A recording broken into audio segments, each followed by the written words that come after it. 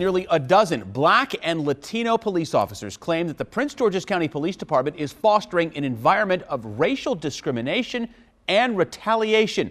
WSA 9's Michael Quander sat down with one of the lawyers on the case. So, Michael, just how serious are we talking about here? Yeah, Adam, it gets pretty intense. The lawyers claim that these officers are not just a couple of bad apples with an axe to grind, but that this is about a systemic issue that's gone on for years. And the allegations are all spelled out right here in this 65-page lawsuit.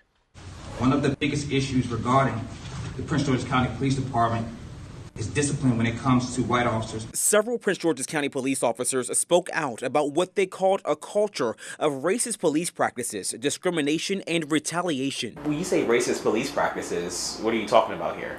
We're talking about the fact that there are very few officers of color in the ranks, the upper ranks at the police department, and also that officers of color are disciplined at a much higher and severe rate than white officers. Dennis Corkery with the Washington Lawyers Committee is one of the attorneys backing 11 officers, the Hispanic National Law Enforcement Association and the United Black Police Officers Association. They filed this lawsuit against Prince George's County Police Chief Henry Stawinski and other top brass within the police department. We have been met with intimidation, retaliation, transfers, and termination. Corkery says minority officers were disciplined or retaliated against after speaking out when they saw white officers breaking the rules or engaging in biased policing.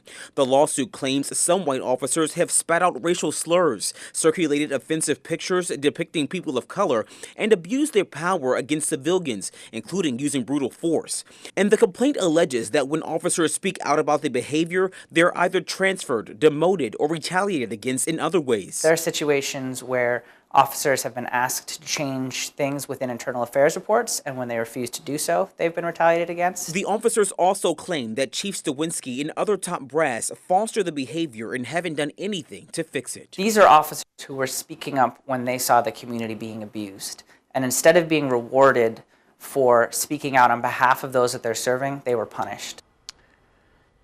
Yeah, so what do these officers want? Well, they want money for back pay and their suffering, and they're also calling for new policies and institutional reforms. Now, we reached out to the police department for a comment earlier today, but a spokesperson told us they had nothing to say at the time.